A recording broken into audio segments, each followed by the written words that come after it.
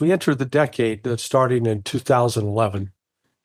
Barack Obama is president, and the plans are afoot for moving Ukraine decisively into the Western camp. And all of this culminated with the Maidan coup in February 2014. By 2010, the Ukrainian army had 245,000 personnel. But when you get down, the reserves were still pretty low. It wasn't until by the end of, let's say, 2013, the actual military strength of Ukraine had declined to 165,000, and then they had another 120,000 reserve personnel. So the Ukrainian army really was quite small prior to the Maidan. And by way of comparison, the Russian army was not building up either. It was not on a massive expansion. It was actually, it shrunk somewhat going into the decade of 2010.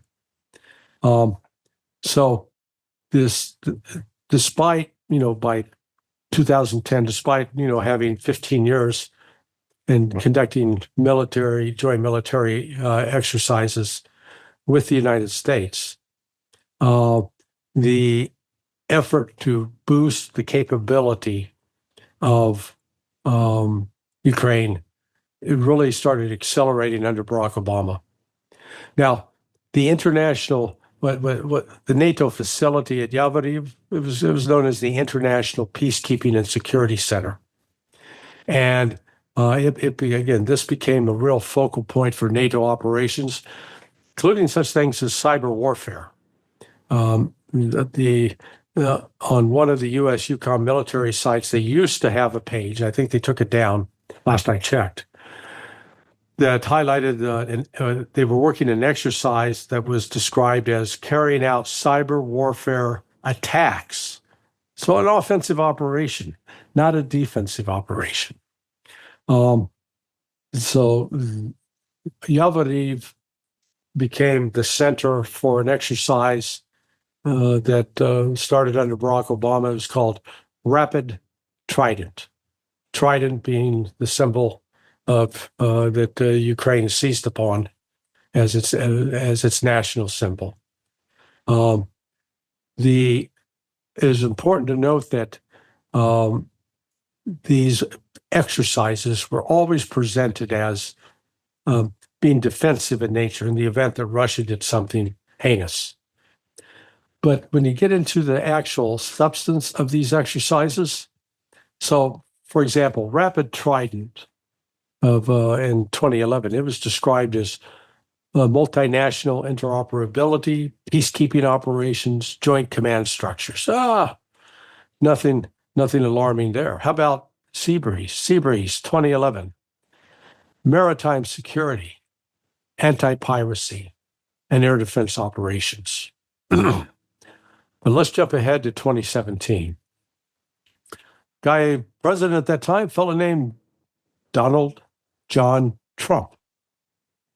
And Donald John Trump, despite his claims that he had nothing to do with this terrible war in Ukraine, it's actually under Trump that the Ukrainian military undergoes a dramatic expansion. It grows from roughly a total force with active duty and reserves of around 320,000 to active duty and reserves of 1.2 million by December of 2020. It's a 3.6. They grew by a factor of 3.6. That happened under Donald Trump.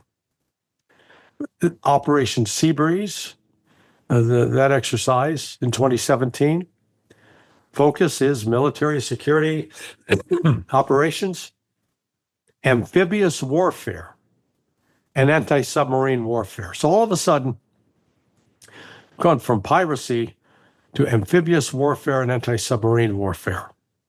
There are videos on the internet from 2017 showing U.S. Marines in landing craft landing on the shores of Ukraine in the Black Sea.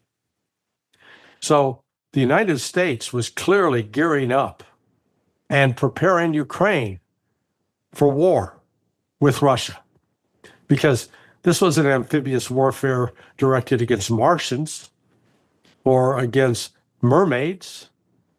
This amphibious warfare was going to be directed against only one country. That was Russia.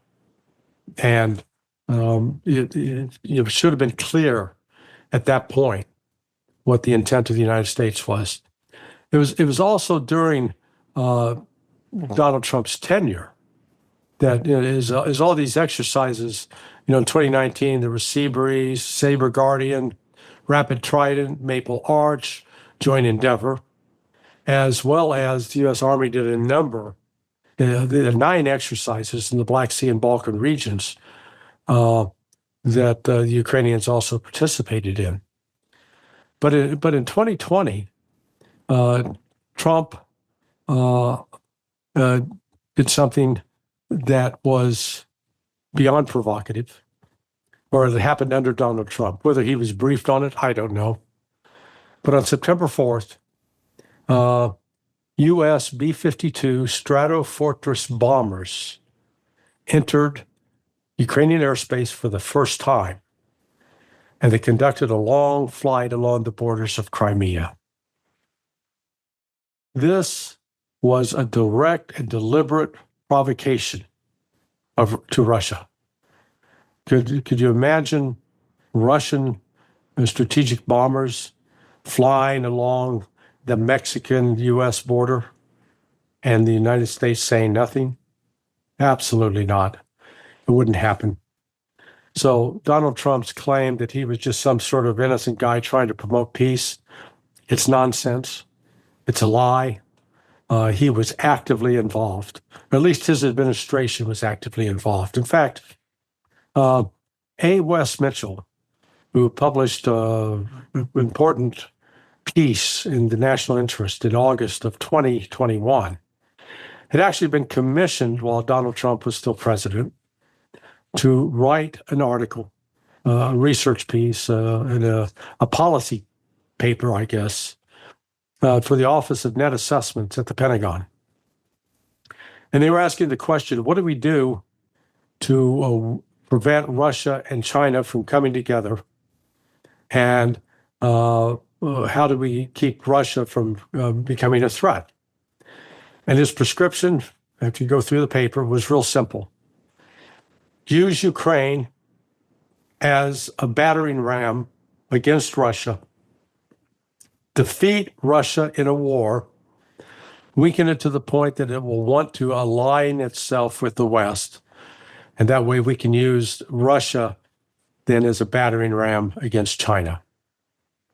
That was the strategic thinking that started that was at least being openly expressed in 2019, 2020, and then put out into the public in August of 2021. So this road to war in Ukraine, this was part of a long-term NATO plan of provocation.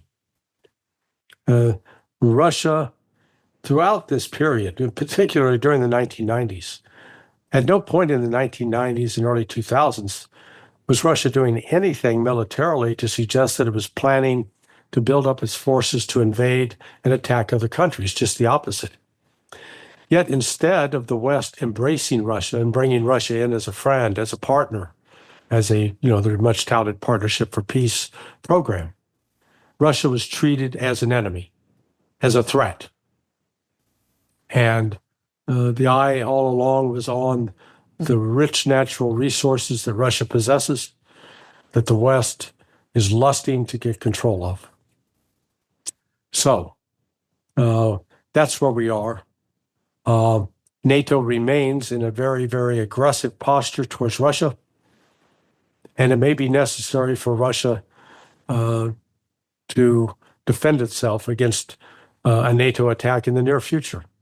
NATO has already NATO members already are talking about trying to shut down and impose an embargo in the Black Sea to prevent Russian ships from leaving, as well as trying to take over the Russian territory in Kaliningrad.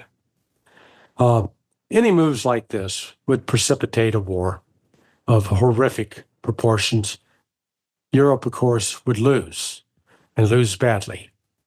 I don't hope for that, but that may be the only thing that will save Russia ultimately from the predatory desires of the West.